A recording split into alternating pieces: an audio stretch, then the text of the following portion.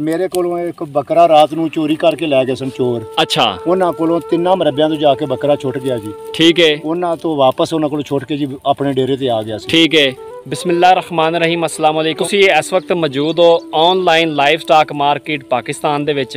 साडी video दा मकसद है कि अज असीं तुहानूं बकरियां विखावांगे ते ये बजुर्ग साडे नाल मौजूद ने। इस टाइम इन्हां ने माशाअल्लाह 50 बकरियां तो काम शुरू कीता है ते इस टाइम इन्हां कोल अलहमदुलिल्लाह 100+ बकरियां इन्हां कोल बकरे मौजूद ने ते हर नस्ल दीयां बकरियां इन्हां कोल इस टाइम मौजूद ने जनाब।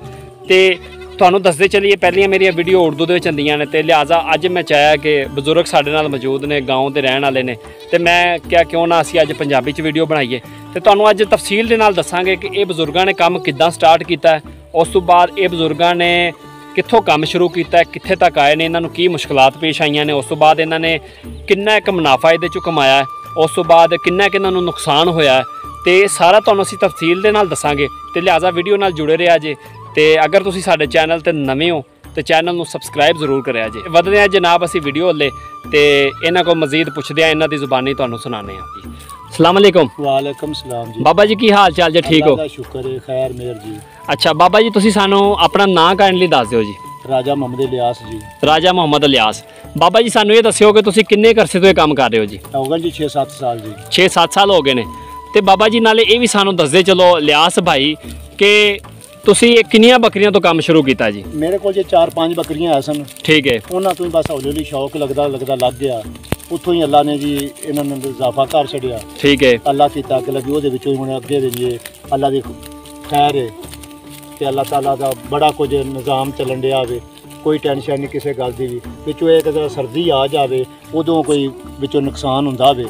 बकाया गल जे सर्दी दे विच नुकसान जिहड़ा वो आम बीमारी कोई आ जाती है, उस बीमारी दे विच नुकसान हुंदा वे। बकाया जी लिहाजा च नुकसान कोई नहीं हैगा।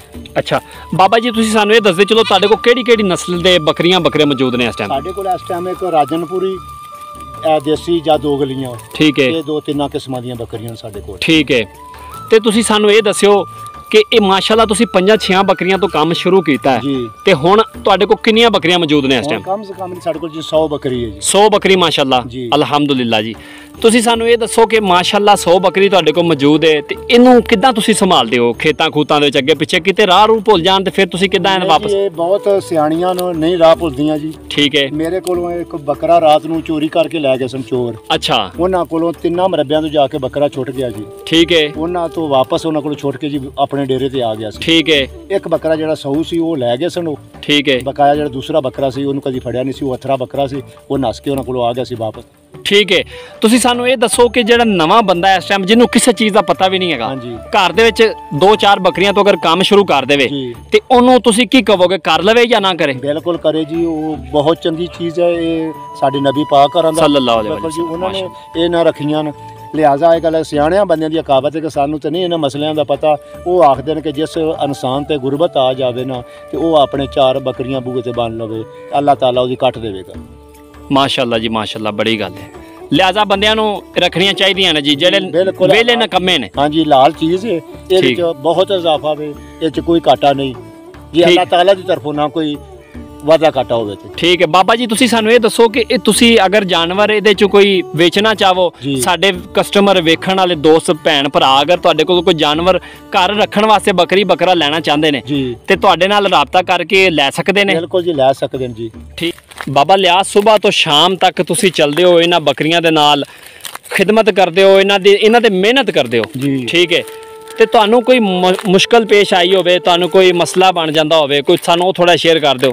कोई मुश्किल नहीं जी, सिर्फ है कि प्यास लगती है, फिर 2 बंदे होने जी, उन्होंने बोतल एक दे दी है, जोड़ा जाएगा वो पानी ले आएगा, फिर असीं ना जी वो पानी बह के पींदे जाएंगे। कोई टेंशन नहीं हैगी किसी गल की भी।